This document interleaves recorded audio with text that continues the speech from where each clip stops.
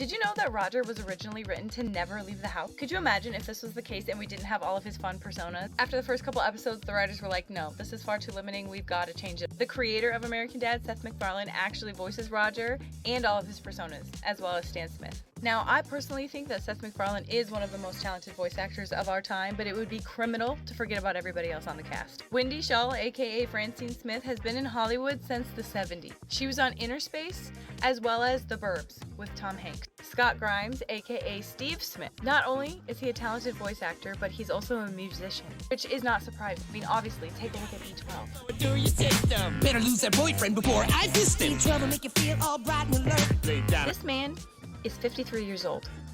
He is 53.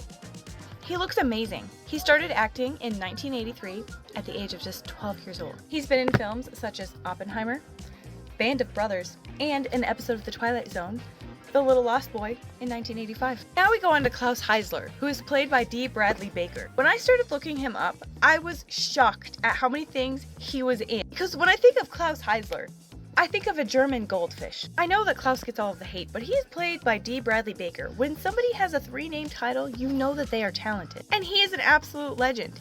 He played every single clone trooper in the Clone Wars, the animated Star Wars series, as well as Swilliam, Bubble Bass, and sometimes the announcer fish in SpongeBob, if you didn't already know. He voices Perry the Platypus and Cinderblock from Teen Titans, the 2003 edition. So not only is American Dad an American treasure, it is stacked with an absolutely amazing cast that makes the show 10 times better. Next time I want to talk about my top 5 favorite Roger personas. Do you have a favorite persona? Drop it in the comments.